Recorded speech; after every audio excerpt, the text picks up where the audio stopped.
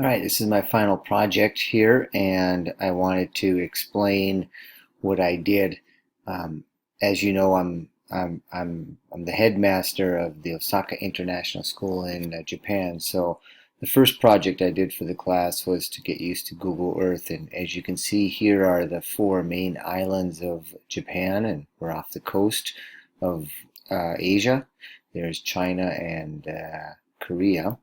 And as you can see, Japan is right on the edge of the Ring of Fire, and so a lot of seismic activity. So if you zoom in on Japan, Osaka is on the main island of Honshu. So you have Hokkaido in the north here, and then Honshu is the large main island. So Tokyo is where the hand is. That's the largest metropolitan area in the world, 35 million people.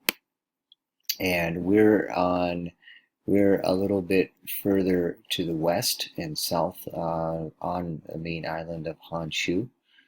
And we'll zoom in a bit further. Now, the population density in Japan is much more than in America. Japan's about the size of California area-wise, but it has about 140 million people as opposed to California with about 30, so that kind of gives you an idea. And this is my second year at the school, so part of this project is just learning the geography of the city. Now, as you can see here in the gray part, this is the urban area, and the entire area is known as Kansai. That's the western part of Japan. And if you can see here, this is the Bay of Osaka. And what I did is I plotted all of the major international schools in the area. So in order to get to know a little bit more, this is just one large urban area. To the west, this area here is Kobe. If you remember, they had the big earthquake in '95. This is Osaka, all the way down here, this metropolitan area, Osaka, and then it comes up into Kyoto, and then eventually up to Lake Biwa. So all of this is densely populated. The metropolitan area of the three cities together is about 20 million people. That's the same size as London or Moscow, and so lots going on. So our school is right up here. We're in the northern part. In the city center is the Osaka YMCA International School. They're a smaller school. We are K through 12 and they're K through 8. And then in Kobe we have two major competitors. It's the Canadian Academy. They're located on an artificial island in the bay.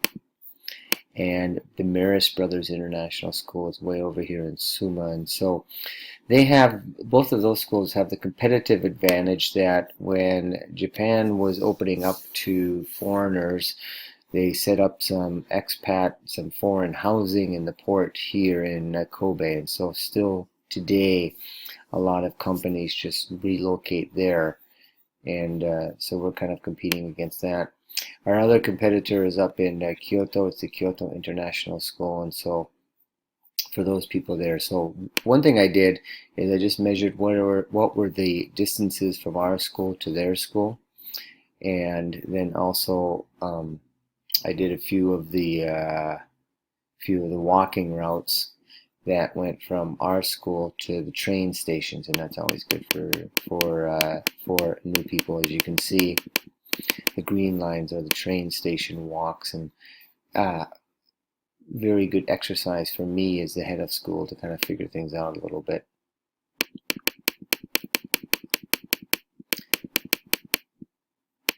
And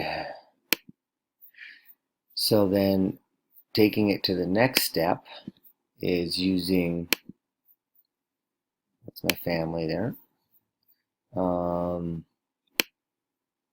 The next step then was to use the ArcGIS.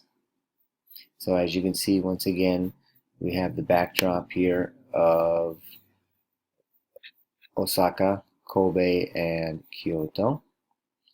And so our school is the star, and the other international schools are the green pins. And the good thing about ArcGIS, it's mapping, but plus with data. So I did get this list from our business office, and as you can see, some of it's in Japanese and some of it's in English. So I'll focus in here on the address part. So the postal code, that's kind of what saved me. That was one of the things that ArcGIS recognized. But then you got the prefecture, which is the state. That's in the Japanese. This is the symbol for Osaka. And then you get the Japanese address. And they had them in English as well. So you got the city, you got the prefecture, and then you have the neighborhood with the house numbers there, and then the grade. So what I had to do is ArcGIS wouldn't recognize that, so what I did is I just took out the addresses and I simplified them. I put in the country, postcode, prefecture, and I had to edit the prefecture because the English had some of the kanji suffixes around there, and ArcGIS wouldn't recognize them. There's the city and then the neighborhood address. And so when I plotted those points in there, I got this, and after many, many tries. So you can see, I'll zoom in a little bit further. Now each of those dots represents a postal code, and some of them are a little bit deeper than others. So if you go with this one here, that's got 112 of our families. That's the city of Mino, and that's the postal code. So you can see that our school is there. And then as you go in through the list, that's the city of Mino. So 112 of the 279 addresses I had. And you can see that they stretch all the way out down to Kobe, in the city center, and even in Nara, way down here. So that's about a 2-hour drive to get to our school. So I'm looking at this, and then I decided I wanted to see the heat map, and that was the best way. And if you go with the heat map, you can see a high concentration of our students here. We have a couple other hot spots here, and then they're kind of scattered out. So one of the things I was looking at is seeing where our students are coming from. I learned that most of them are right around our school and in the 3 major cities that are closest to our school. This area was an area of interest for us. This is expat housing, as I said, one of the areas that opened up to foreigners, and we have one of our competitive schools, Canadian Academy, right there. So we were interested in how many folks came from that area, and we do have a bus service that goes there. And that's another thing, is seeing where we're going to have some bus services. I was pleasantly surprised to see some of these students coming here from the city center. I think that's an area that we're not exploiting enough. But this was a really good exercise. You can see if I post in a little bit. Now, if I had more time, what I would like to do is I would like to dive into these addresses and maybe plot them a little bit further, because the program wouldn't recognize the street addresses. I would also like to put in the public transport, and maybe then start looking at where the consulates are, where some of the international multinational corporations set up their businesses, and where their employees live, and see if we can market to them to try to increase our enrollment for those areas. So that's about it.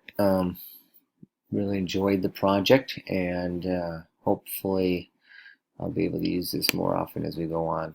Thank you.